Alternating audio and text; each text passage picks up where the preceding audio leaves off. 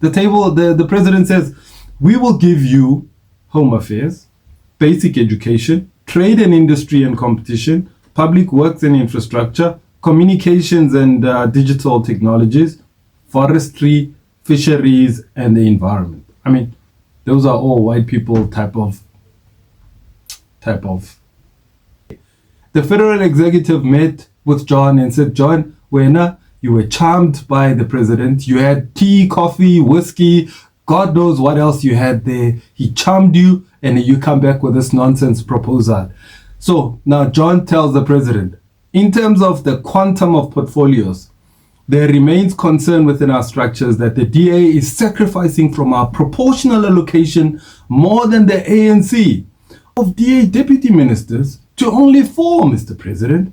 Logic would dictate that this quantum would be the same or close to the number of cabinet portfolios. So our last meeting on Friday, this past Friday, here in Johannesburg, to outline just what we think should happen. So our concrete proposal is that we should constitute a government with the African National Congress and other progressive forces.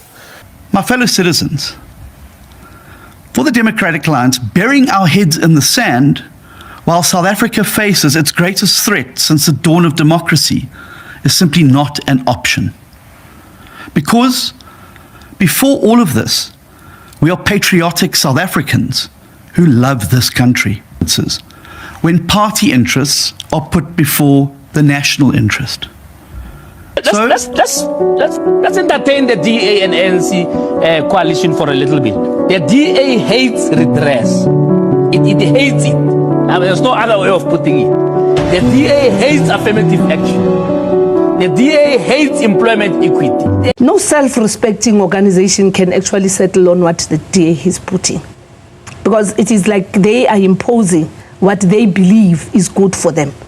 They must actually appreciate that we all serve at the behest of the president in line with the constitution. Secondly, that Floyd will be a minister of finance if they agree, these people, because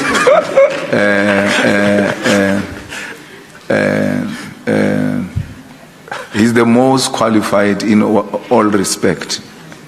None of the people they've put there have got the understanding of that institution better than Floyd.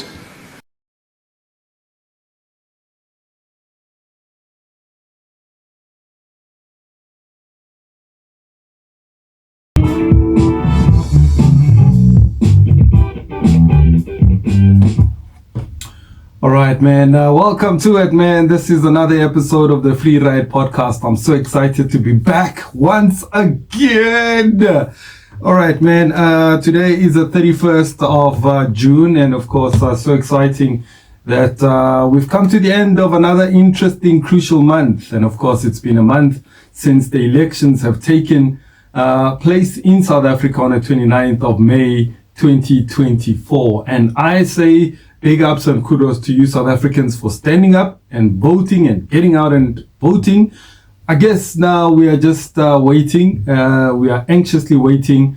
I was actually posting some crazy stuff saying that agere re Batswana, re ma African, re batho ba mo gae, re ma Zulu, re ma Changana, re ma Venda, re ma Kai, re ma eng, re ba ngata ngata. We are Africans, and of course, as Africans do, interestingly, khona le batho ba ileng gore ba go dingakeng for nako tse so. Ga go iwa go di politiking, ga go tliwa go mmerekong, ga go tliwa go di eng batho ba teng ba ya go dingakeng ba ilo go lutisa ba ilo kopa gore ntate a go re thuse re tle re khona re kre mmereko. Some people go to traditional healers for jobs like being in parliament, working in council, getting a job as an MEC, and getting a job as a member of parliament. And of course, there's a video I posted not so long ago, actually it was this week, saying that it was actually a video of somebody who was jumping a bomber fire, like mulomuka, natswa ayakwa abuwe amate ajumpe mullo ayekwa and at that time very like a gown, a white, and unta champa mulloso, and then they were saying, interestingly, these are some comrades and members of the provincial legislatures and parliament who are vying for those jobs, Sabo MEC. So anyway, get that out of the way. Let's give him a big round of applause. They were telling them,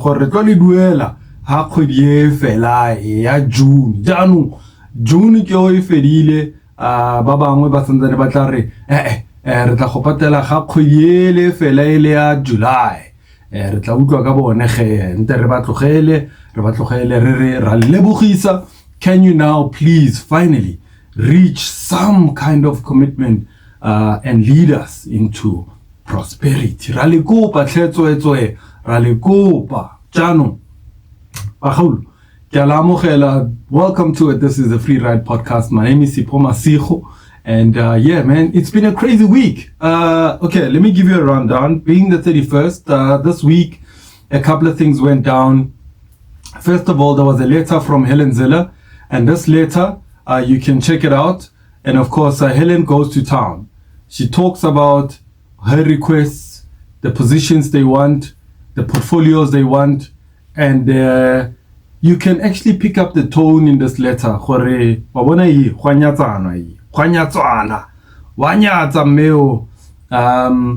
And she's going to town about the fact that they want 8 positions, 8 ministerial positions. After that, she then says, we also want 6 deputy ministers. And she lists all of them.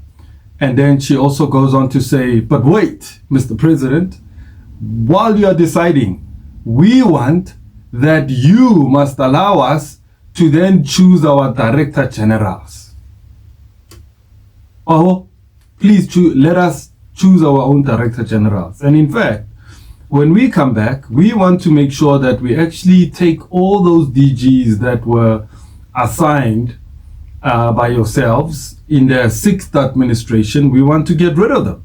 And we want to bring our very own DGs so that they can take the mandates from the Democratic Alliance. Right? Now, understand this. Imagine all the parties now say, we are not going to follow the president or the government program. We are going to follow the party's political programs. Each party that gets then allocated their own ministries then get to do whatever they want, how they want, and they must account to the parties and not necessarily to the president. Now imagine, this is the request that Helen is asking. No, but this is not all, people. Helen goes on and says, wait again, Mr. President. We want that all the tenders that you have allocated, we want them to be stopped. We don't want to carry on with the tenders that were issued out in a 6th administration without knowing who they were awarded to. And besides, knowing the ANC's cadre deployment, we might find out that there are incompetent director generals and members who are in the offices of those ministries that you are going to give us. Helen doesn't stop there. Helen then goes and says, wait again, Mr. President. Rona as the Democratic Alliance, we don't believe there are competent people in government. So we want to bring our own people, and we want to be allowed to be given the freedom to choose who we want to choose. And then she goes on further to say that, listen, Mr. President, we want to make sure that when you allocate those responsibilities to us, we want to make sure when you give us the minister, we want to have the deputy minister, so that our deputy ministers and our ministers can then report to one another. All right. And we also want the deputy minister of finance, and we don't mind having a minister in the presidency. And we don't mind having a deputy president. Now, these are all the requests that Helen wanted. But wait, before I show you something else, I want you to have a look at this video And this video is John Steenhuisen. John is talking about it's not about positions. So I want you to take a listen to this. Good evening, my fellow citizens. As the dust of the election starts to settle, we can start to see the way forward more clearly. I want to begin this evening by thanking the millions of South Africans who came out on election day to make their mark on their ballot papers. I want to particularly thank the over 3.4 million voters who gave their trust and support to my party, the Democratic Alliance. The people, my fellow citizens, for the Democratic Alliance, burying our heads in the sand while South Africa faces its greatest threat since the dawn of democracy is simply not an option. Because before all of this, we are patriotic South Africans who love this country. And that is why we will not recoil from complexity or difficult decisions. Instead, we will approach these exploratory talks with cool heads and an open mind. We will meet the demands of history in this moment with the maturity and determination to live up to our campaign pledge to rescue South Africa. Like you, I am a South African first. The people who make up the DA are South Africans first. And we have learned from the past 30 years the devastating consequences when party interests are put before the national interest. So, if you are anxious or scared about what South Africa will look like following these unprecedented election results, we will approach these exploratory talks with cool heads and an open mind. We will meet the demands of history in this moment with the maturity and determination to live up to our campaign pledge to rescue South Africa. You heard for yourself John Steenhuisen saying that it's not about positions. It's really about putting South Africans first. All right, so that was John Steenhuisen for you about the positions. But the letter that came from Helen is contradicting exactly what he was saying. So, now, number two, what then happens is that the president responds to John and says, "Dear John," all right, I want to open up the letter, man, because I rather want to comment on something that I've got in front of me. I want you to listen to what John Steenhuisen and the party of the DA has done to upset the people. And of course, the president didn't take kindly to it. Where is that one? Where is that letter? I had it just now. Okay, I've got it. I'm opening it. Now, the president wasn't very impressed with what Helen Zille had to say. And of course, he then goes on to say, let's do this thing. The president says, "Dear John, thank you for meeting with me yesterday. I thought we had a very good constructive discussion over tea, I can suppose, or maybe over a glass of whiskey. You never know." Fella John looks like he could drink whiskey.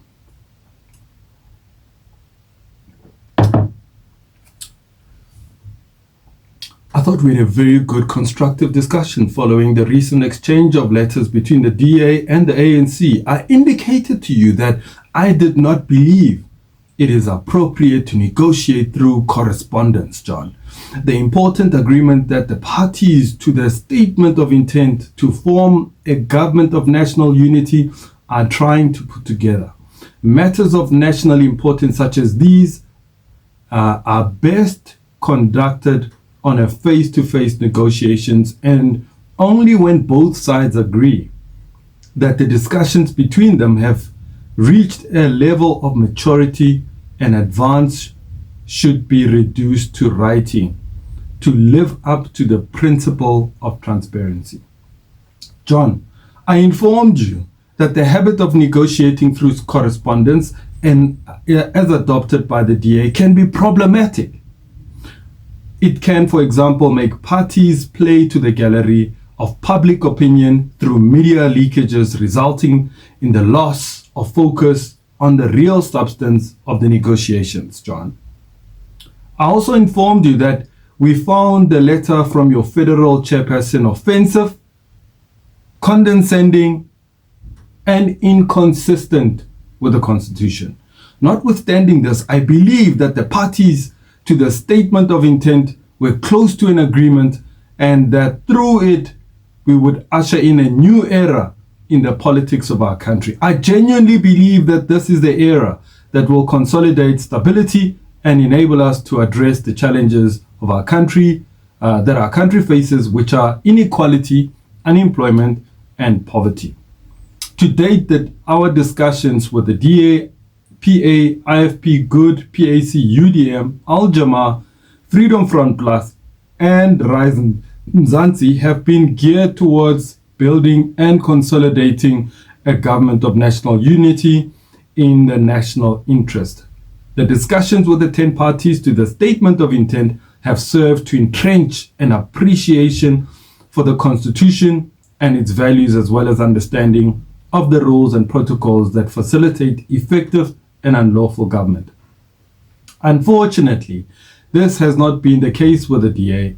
In its recent proposals, I believe the DA jeopardized the foundation of setting up a government of national unity by moving the goalposts. John, in your letter of the 24th of June to me, I'm truly taken back by how you want 2 more portfolios to bring the portfolios back to 8. All right. So I want to go down to the portfolios that the DA wanted. So the president goes on and on and on, and he's not impressed with John. John is not a nice guy to the president, and so I want to read you the one from John to the president.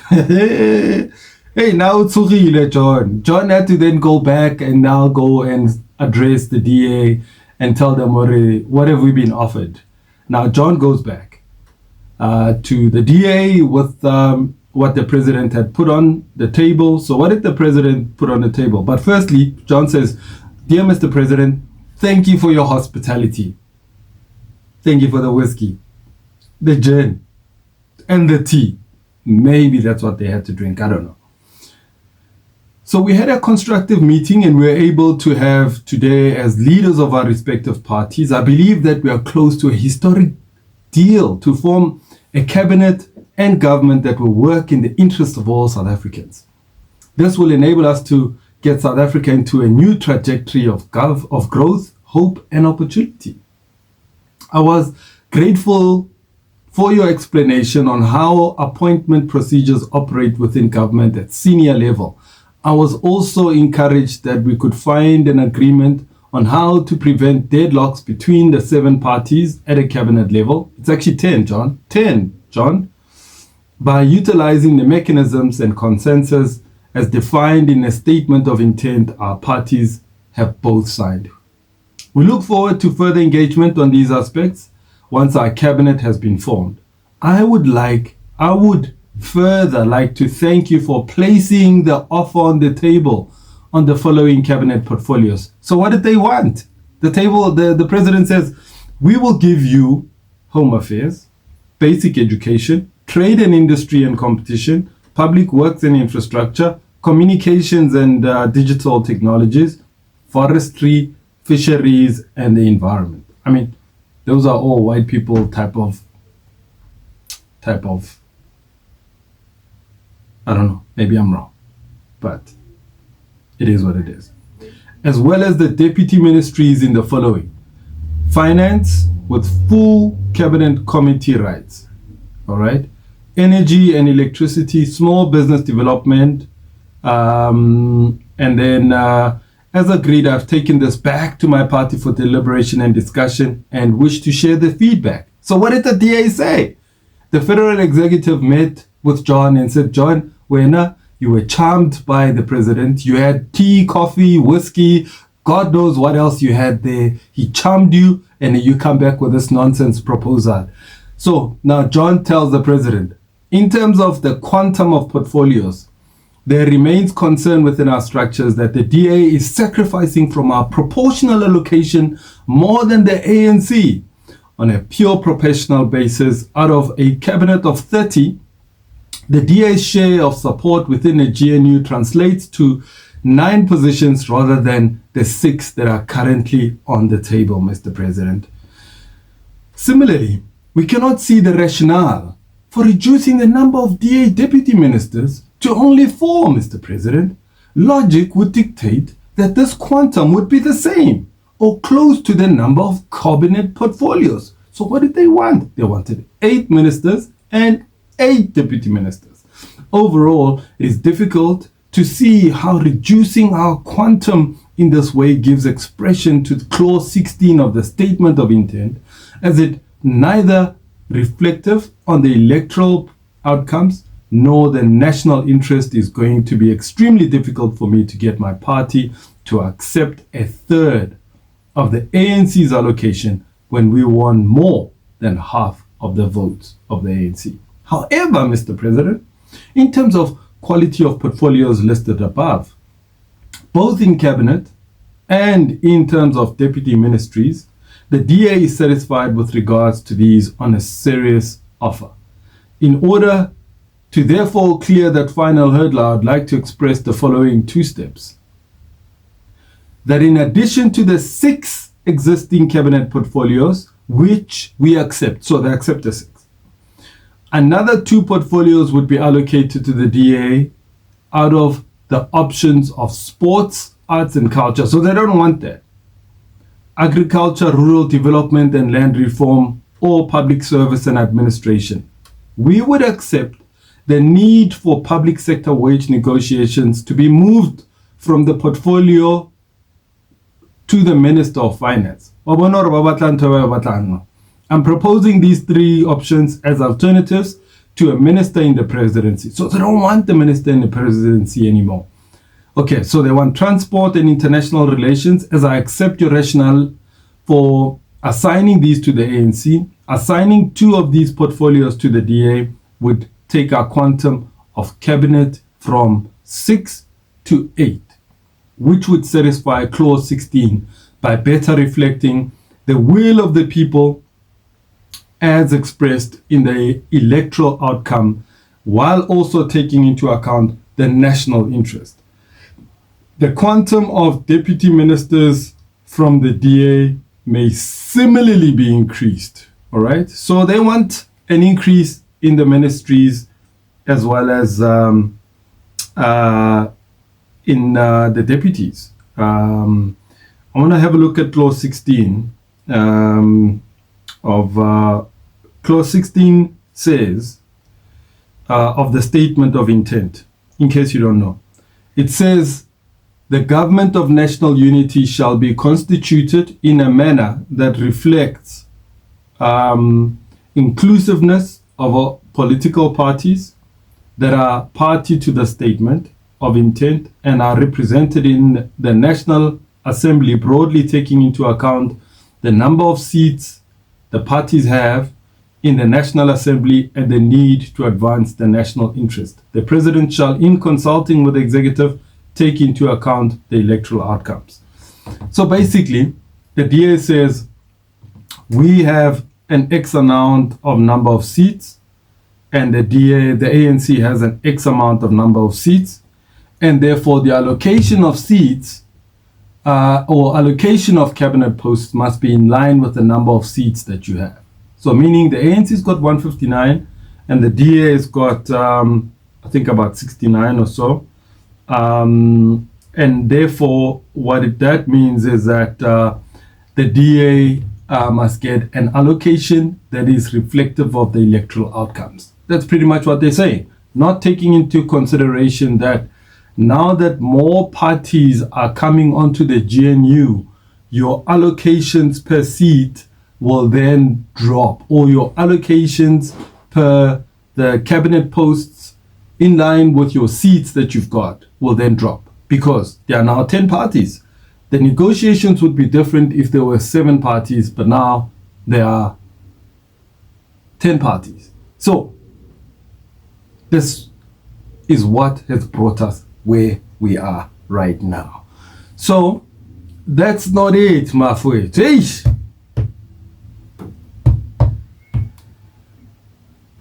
So this country, I mean, so much is going down, right? So just when we thought, that's enough, it's not it. So there was that conundrum, which I've just explained. And now I want you to hear what the EFF is the new player who's now been taking the limelight in the last 2 days. I'm recording this on a Sunday, so meaning that on Friday, the EFF met with the ANC leadership, and they came with their own baskets of proposals. Firstly, I want you to see something that's quite interesting, is that Julius Malema then, some time ago, said that they are very much about Floyd becoming, he's not interested in any cabinet position, but he's more interested about Floyd being the Minister of Finance. And I guess now Floyd, now that he's been responding to the media, he has a completely different dialogue. But let's take a listen to this, man. Let's do this. So they can't say to us, Floyd can be a Minister of Finance when the current Minister of Finance was accused of stealing workers' money. The current one. And Ogari apologized also. He got removed from a position because of that accusation, a lesser position because he was accused of stealing money from the workers. He got removed, and then he came back top position without any clarity, having accepted that he stole that money. So Floyd has not stolen any money. Only illiterates can reject the young intelligentsia. The man is gifted. He knows these things. By his head, he can tell you every little cent, where it is being spent, by who, where, how. He leaves those things. He tells you about every single South African company, who's the CEO, how much does it make, how much money does it pay for taxes, without reading anything. You've got a man who understands the economy of South Africa and the continent and the world at large. A well-grounded Marxist-Leninist, highly qualified, is now going for his third master's. Next week he's going to collect his third master's in London. Not in some Tibet college there in Seshiu, in London. Then he must be compared with Arthur Trollip. Our last Friday, this past Friday, here in Johannesburg, to outline just what we think should happen. So our concrete proposal is that we should constitute a government with the African National Congress and other progressive forces that have got common and similar values. And we specifically isolated the issue of the Freedom Charter, that must be the common agenda and program that should guide such a government, one. But two, there must be clear commitment to the redress question as is contained in Section 9, subsection 2 of South Africa's Constitution, which says that a parliament has got the obligation to pass laws and legislation that should redress the imbalances of the past, with particular emphasis on the historically disadvantaged people, which in South Africa is the black majority and Africans in particular. And then we then also say that such a government should be defined by progressive internationalism, meaning that we should openly and progressively associate with the global south and continue to participate in BRICS and other platforms that will then enhance and harness the global south's agenda, instead of cooperation and collaboration with the imperialist, the neo-colonial world which has been dominating society for centuries now. So that is basically the agenda which we had set, that should constitute a government with the African National Congress. And then of course what we explicitly and clearly stated was that we are not going to be part of the signatory to the document which was publicly first issued with the signatures of the Democratic Alliance Federal Chairperson Helen Zille and the Secretary General of the ANC, Comrade Fikile Mbalula. We said we can't be signatory to such a document. We are instead proposing clear values that should define a government of progressive thinking. And such a government should purposefully and intently isolate formations that do not want to deal with the redress question.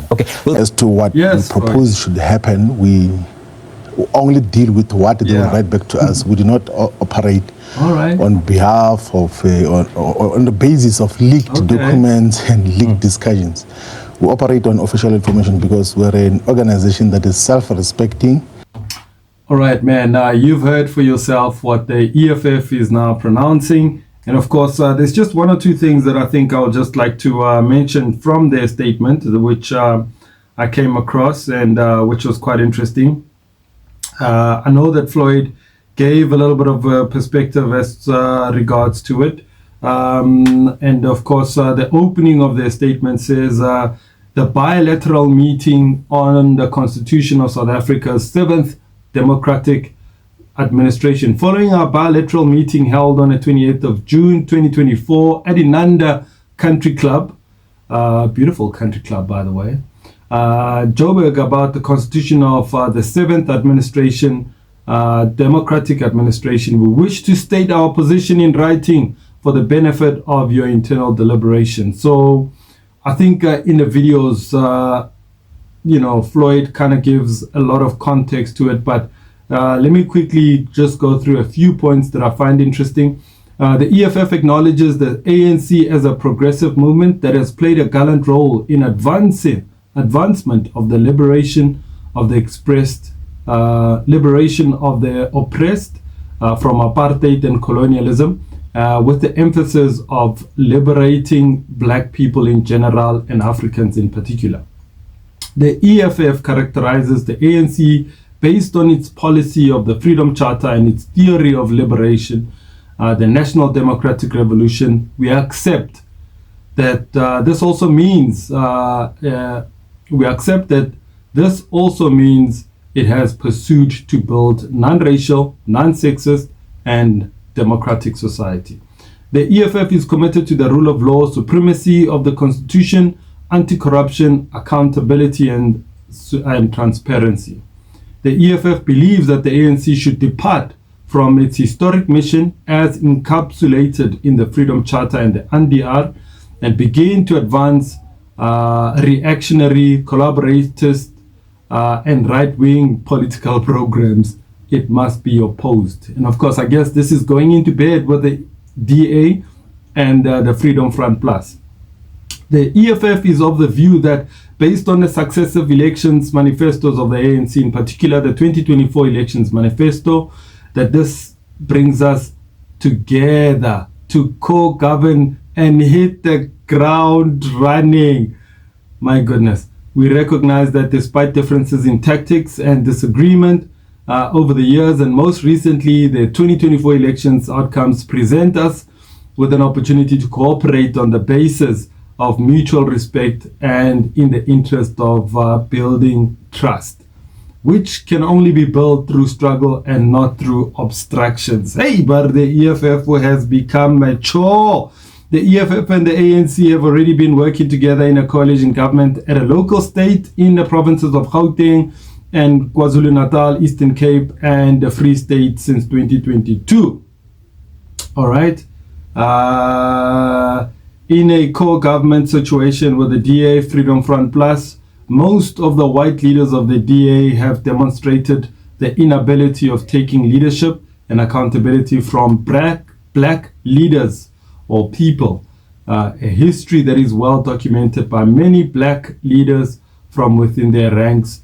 They are permanently condescending and regard themselves superior and with the natural right to preside over blacks. So that's what the EFF have said. In fact, I think I've missed one thing that I should have read there. Okay, actually, before I went on to that point, right? This is bullet number 8.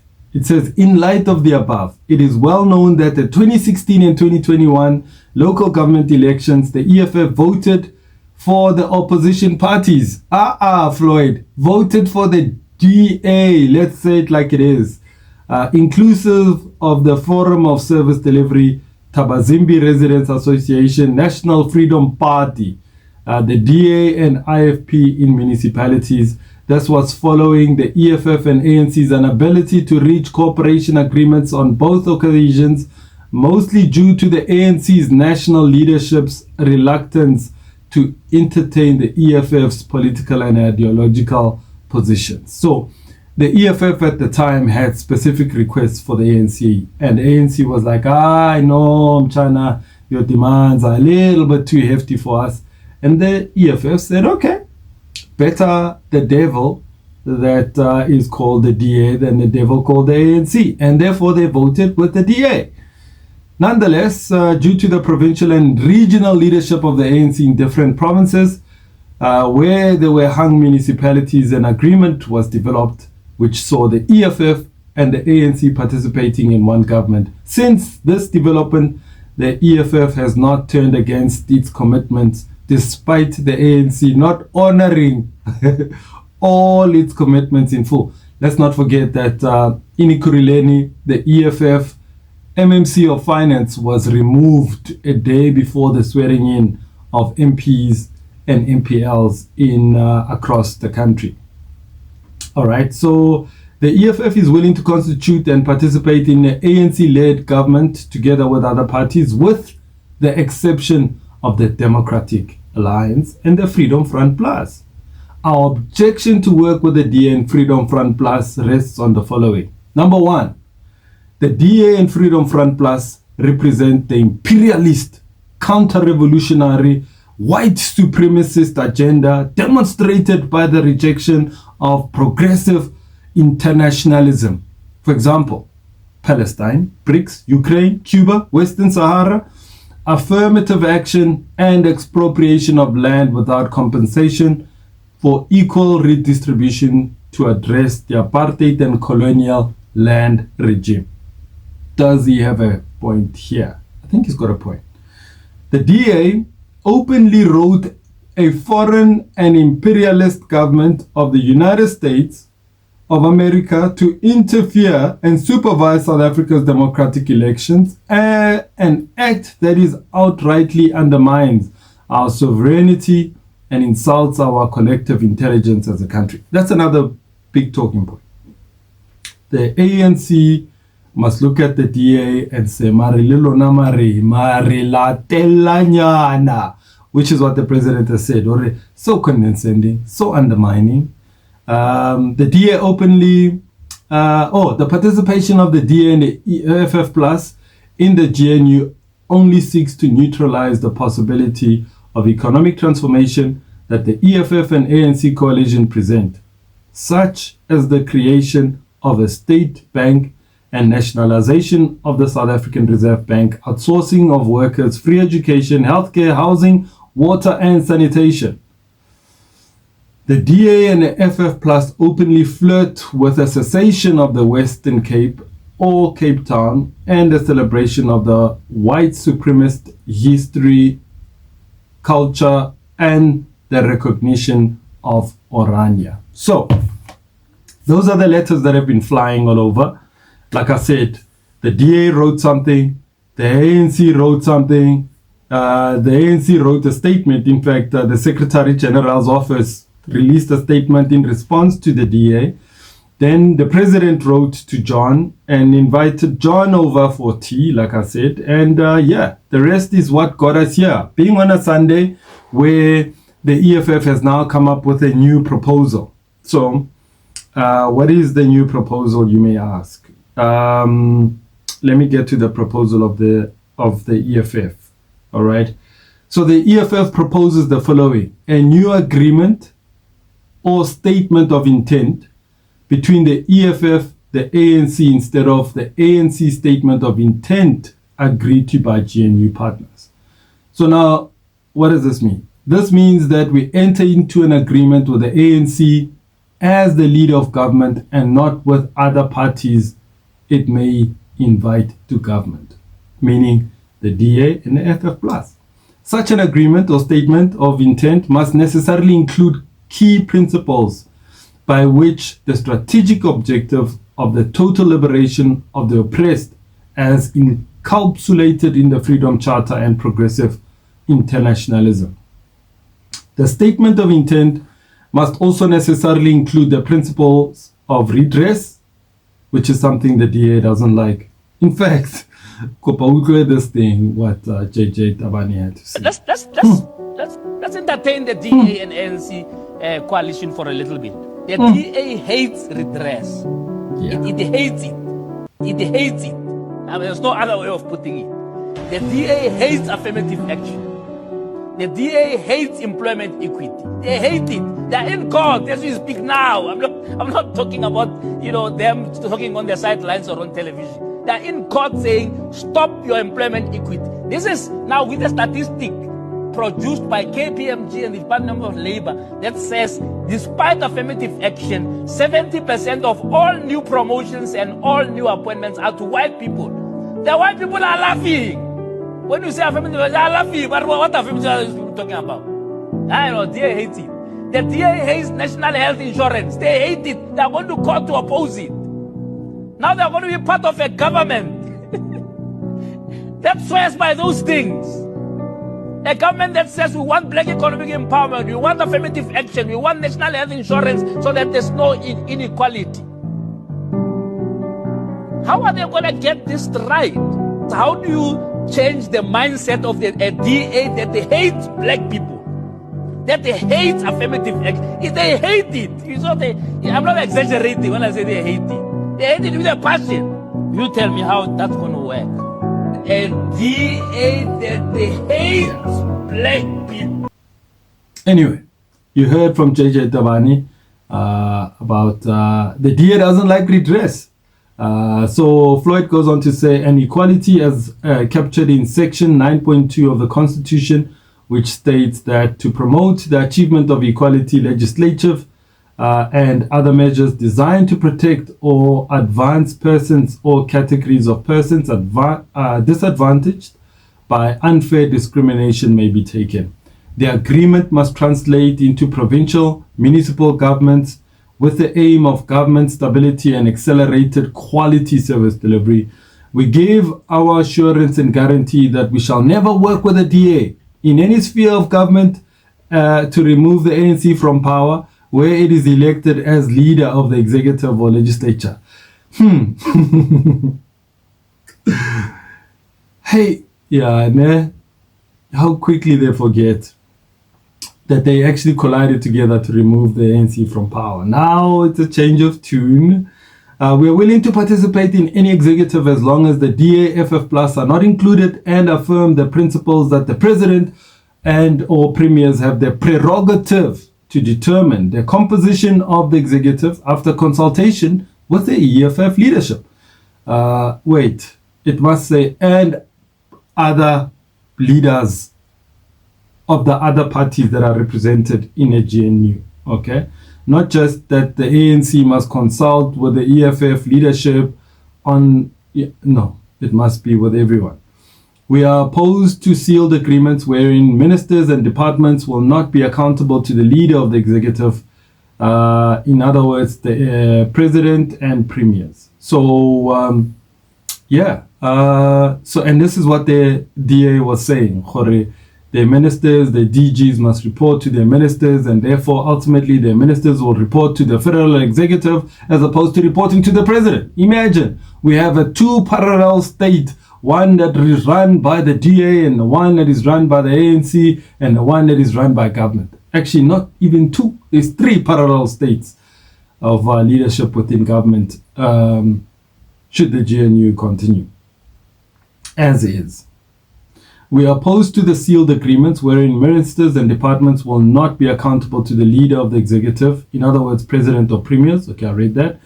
We nonetheless express our desire to find representation in all the clusters of national government As ministers or deputies, we are also willing to take leadership in legislatures in the form of speaker or deputy speakers and chairpersons of portfolio committees, right? We would like to state that we are not in a mission to pursue cabinet positions for careerist purposes. We seek participation that will bring meaningful and historic change to the lives of the oppressed and the people of South Africa as a whole. We appeal to the ANC to consider this proposal in the interest of the broader liberation of the oppressed. We must collectively take seriously the fact that counter-revolutionary, imperialist and domestic forces are closing in on the ANC to institute a soft coup and undo historic gains of the oppressed. Look who's talking. Look who's talking. I mean, the EFF was on a mission to remove the ANC from power. And now they are talking about a soft coup that could be undergoing at the moment. Just because they are not part of it, now they can call it that. We appeal to the ANC to consider the proposal in the interest of the broader liberation of the oppressed. We collectively take seriously the fact that counter-revolutionary, imperialist and domestic forces are closing in on the ANC to institute a soft coup. Okay, I already read that. No other election has been so much mobilization by big business, white-owned, foreign and domestic, to financially fund the outcome that will see the ANC not working with the EFF in a coalition. Thus represents the greatest strategic threat of democracy yet and the sovereignty of South Africa as a country. All right. Okay, so which is quite interesting because not so long ago, on the 14th, just after the president was sworn in, the Progressive Black Caucus met together. The EFF was part of it.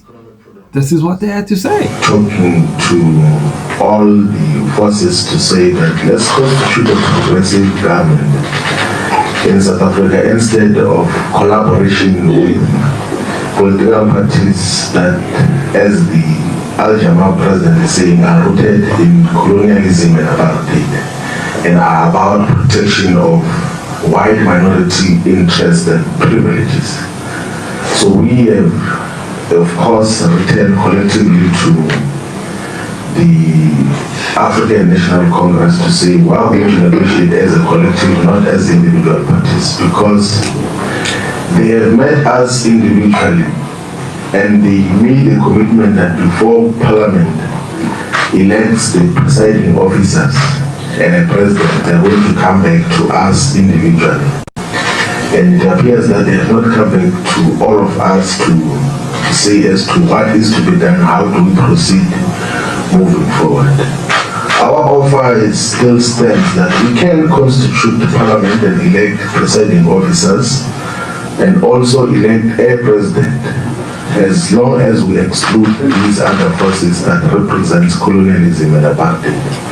And that is our position that we are consolidating and that we're going to negotiate together in terms of how we deal with this question. There seems to be no clarity from their side in terms of what it was. So we wanted to, of course, inform the people of South Africa that the progressive forces are presenting a solid option and alternative as to how we move forward. And the ANC will decide what they want to do. They want to continue with their grand coalition with the Moonshot Pact. If they want to join the Moonshot Pact, let them go ahead. There will be, of course, consequences. If they want to go ahead with the Moonshot Pact, they can go ahead and do it. But otherwise, the progressive forces are here and ready to constitute a progressive parliament and government that is comprised of all progressive forces. That is where we stand. Thank you very much. Thank you. All right. So you heard for yourself, of course, the contradictions that are back and forth with our politicians, man. Oh my God, they say one thing and then they do the other. They do the one thing and then they say the other. Can these people just get their act in order? All right. So the last one from In Fact, which is quite interesting. quite interesting is that Floyd's got a point here. Big business is very interested in what's happening in politics. They have been behind the rand, ducking and diving, falling up and down. They have been behind just driving this narrative that actually having the DA, the ANC working together in this GNU is actually better for the country. They've been driving that narrative. And let's also not forget that there are parties like Rise Mzansi, BOSA, and Action SA and others that were funded by the very same big business, the CEO of Capitec and other big CEOs. They're funded parties. In fact, if you don't believe me, I want you to have a look over here. Just have a look at the amount of monies that have been the party funding bills, all right? The party funding that has actually taken place. Now, look at how much these parties have spent. Look how much these parties have spent on elections. And of course, the only party that is not declaring that is a big party at the moment, actually two of them. I have not seen a declaration from the MK party. I have not seen a declaration from the EFF. Rumor has it that the MK has been funded by possibly Russia. But also there are news headlines that have actually come out in the past that have shown that Tom Moyane's nephew, which is the spokesperson of the MK, they have benefited unlawfully, where 160 million was poured into the account of a company which he, the Ntlamulo, was an executive in. 160 million. A lot of money. Ntlamulo also worked in a state security agency. There are billions of rands that went missing in that state security agency. Some of the people that were Zuma friendly people were part of the people that served in a state security agency where they had an unfunded mandate. They had money left, right, and center. They had money coming out. Now, if you don't believe me, go and read the report that was released by Sidney Mfumari about the issues around the state security agency, how it was used to channel and fund all sorts of mandates through it because you can't declare what happens in the state security. So Sydney goes to town about it. And lo and behold, the very same people that were part of the Zuma cabal are now part of the MK.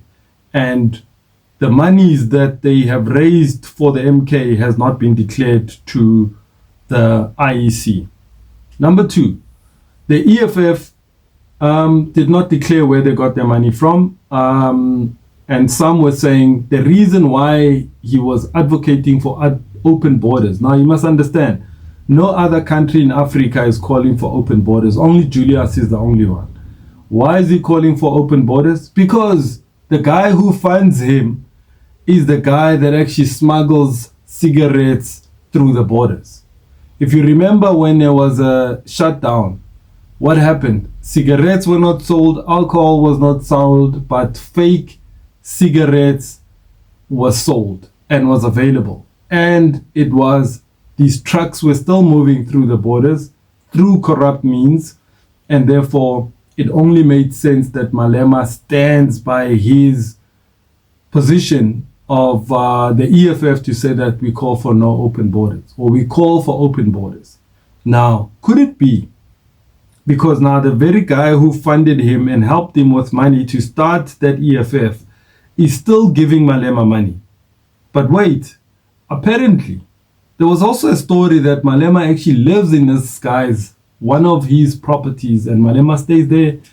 I don't know if Malema is paying rent or Malema owns that house. We don't know. But it was a rumor flying around. So it makes sense that he would actually state that we must have open borders, because it does not make sense. I mean, people who come from other countries, if you come from Ghana, Senegal, you come from Ivory Coast, you go all the way. Let's say you were walking, right? Which maybe utla ukopa lift, you are passing through borders all the way. You can't get to South Africa now all of a sudden, and then you want to call for an open border. And look on, it is not in the interest of South Africans for us to say that we want open borders. We want our borders to be managed, Prabha. We want our borders to be closed. We want people who come in here must have correct documentation, must be legit, must be people that are coming to provide services or skills to South Africa. It mustn't just be anybody. So that, my people, is what the EFF has not declared to us when it comes to the issues of money that has been spent in these elections. And that is just money that the parties themselves spent. I have not even touched on the amount of money that has been spent by the IEC. Let me see if I can find it. While I do that, I want you to check this out, man. Our ideas were not defeated. We were defeated because of money. We were defeated because media, they did not give us opportunity to put us on media to tell our people our own stories, our own ideas about how we are going to change South Africa. You know what? We were not defeated. We were defeated because we could not mobilize many people in South Africa, especially in other provinces. All right, welcome back to it, man. Let's see if this is a one. Okay, so this one, the Independent Electoral Commission budget allocations. National Treasury wishes to correct misleading reporting on the budget allocations for the 2024 elections. While budget reductions were announced in the 2024 budget to address the country's unsustainable debt burden, measures were taken to specifically ensure that requirements for the elections are adequately resourced. The 2024 budget review outlined these measures, including reversing spending reductions to the Independent Electoral Commission, thus making an additional 250 million rand available compared to the 2023 midterm budget estimates, allowing the IEC to retain its accumulated surpluses of 1.5 billion and new additional allocations of 350 million for the security of the election process. So as part of the 2024 budget process, the National Treasury continuously engaged with the IEC on its funding requirements for 2024 national and provincial elections. The National Treasury's engagement with the IEC confirmed that these costs related to elections can be accompanied within the identity baseline through surplus retention. So the IEC indicated that they will not require any additional allocation for the election-related activities, provided that approval is granted for them to retain accumulated surpluses of 1.5 billion. This approval was granted by the National Treasury. So in a 2023-2024 year of electoral commission was allocated 2.232 billion rand. The Electoral Commission is allocated with 2.302 billion for the 2024-2025 financial year, of which 322 million was transferred during April the 24th. A further 1.040 billion is being transferred between May and June 2024 to the Electoral Commission. Assertions in the media about budget baseline trends of the IEC reflected in incomplete reading of the budget documentation and misunderstanding of both the budget process and the nature of challenges faced by the IEC experienced by voters during election day. The relevant media outlets also failed to seek clarity from the National Treasury before publication. This was released on the 30th of May 2024. So, all right. This is how I come to the end of our conversation. And of course, I thank you very much for those of you who have been engaging, commenting on all our platforms, on TikTok, on YouTube, and on Facebook. I really appreciate all the comments. Here's what I forgot to do, man. I forgot to look at your comments on social media. All right, so there are people that are extremely interested with what's going on, right? And I'm gonna read some of the comments on social media that I found interesting, and just some of the headlines. Okay, all right. So this one says, I just read this letter. This is Amos. I just read this letter that has been released by the EFF. Has touched some dying senses. Only stubbornness can lead to its exclusion of the DA, of the GNU. I would love to see them becoming more involved in the rebuilding of our country, but their demand for exclusivity could be problematic. So they want to be exclusive. I mean, EFF is coming up with 9%. 9%. The DA had 20%. So now, what does that mean for Gauteng? What does it mean for KZN if we're only going to bed with the EFF alone? This exclusivity is not going to make sense. If you look at their numbers in Gauteng and in KZN, they are extremely low.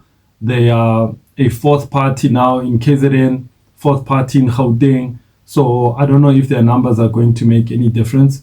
And if the FF Plus does walk away, it's going to really cause problems in terms of the numbers. Unless Umkhonto Wesizwe comes to join the party. I've got something here from Ndate John Hlophe, who is he's got.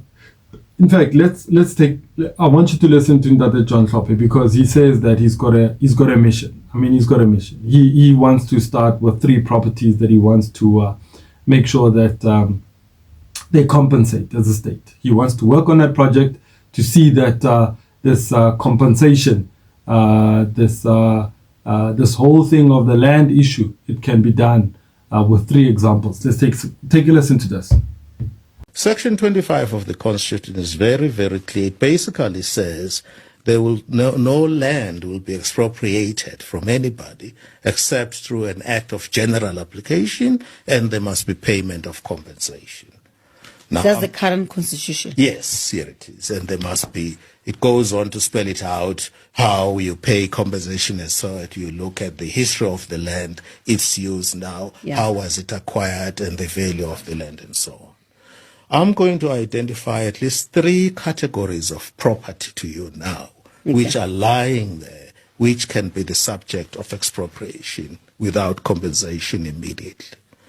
If a person is committing a crime in South Africa, for example, I have guns, lots of them, I'm a hunter, right? If I take any of my guns and shoot and kill you, the gun will be confiscated immediately, pending the duration of the trial.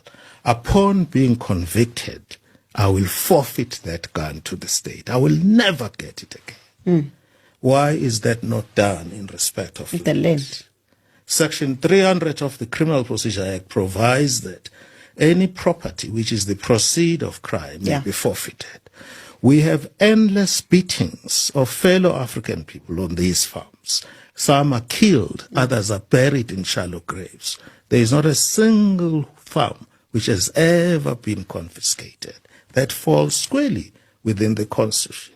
It will be confiscated in the interest of the public. There is no need for compensation because you have committed a crime. Doesn't happen? Don't ask me why. I'm not a prosecutor. Prosecutors, remember, are towing the line by and large. That's what Batwe said. That's number 1. Prosecutors must assist. All right, man. You heard for yourself Ndate John Hlophe right there, man. So listen to this one. I think here's more comments on socials. I think the background is clear, that they remind us that from 2016, it was some leadership who was refusing to accept their ideological promotion, which somehow agree that the ANC was responding in anger to them. These kids are ours. And we must agree that we do need to co-govern to guard against the possible reversal of democratic gains. The Sunday Times released a statement, or a headline, says ANC DA reached cabinet deal. Bongani says the DA sees that umpagati upegile and abantu bayathetha. And Spio says, no! The Sunday Times also says, we nearly walked away. We nearly walked away. All right, so there was, Amos says, the very intact statement proposal indeed. Ziyakwazi ukushela these fighters. Meaning that the EFF statement actually makes a whole lot of sense. Tool says the NEC won't entertain us. They have long sold out. So they long ago made a deal with the DA. Bomani says the EFF is like the boys at the club. When they see someone approaching, a woman, they also go after her because bayambona ukuthi intombi iyashelega. Gabele says, don't you see them like reading the balance of forces? They see that maybe the coalition is hanging, there are issues, and maybe come up with a proposal. So says Kabelo. Bongani says, we don't know which one is real, this whether is a real headline or is it fake, the one that says we nearly walked away. It's simple because our NEC is in a distance relationship with the structures. This is a sad new normal.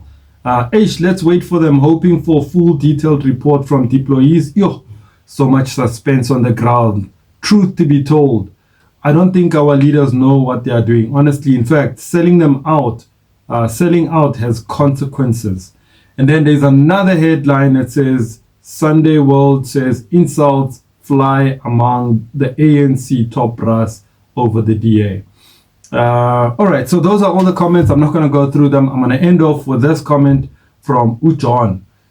John had this to say because, this was before the elections. And, this is what they were thinking would happen. So, thank you so much for joining in. I really appreciate you. This has been the Free Ride podcast, and I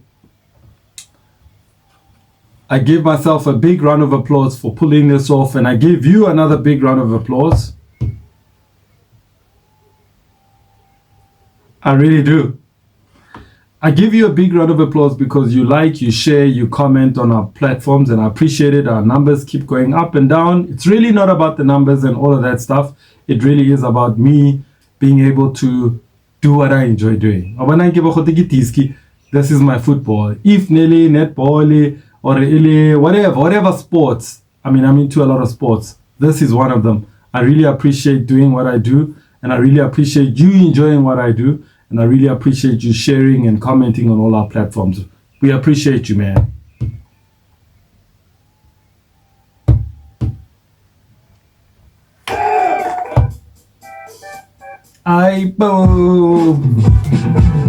This past week in Parliament, they told us that the moonshot is their biggest fear. They were so obsessed by the moonshot that some of them were shouting, Dubula Inyanga. And let me tell you, Dubula Inyanga. That's exactly what we're going to do in this election. Dubula Inyanga. Because we've got the size, we've got the people, we've got the experience, we've got the track record, and we have the plan to rescue this beautiful country before it's too late. No self-respecting organization can actually settle on what the DA is putting, because it is like they are imposing what they believe is good for them. They must actually appreciate that we all serve at the behest of the president in line with the constitution. Secondly, that there are parties that also have to be accommodated, because in line with Rule 23 of the SOI, the Statement of Intent, our intention is to appreciate and embrace everybody. The Deputy President is Paul Mashatile. The Minister of Agriculture is John Steenhuisen. The Deputy Minister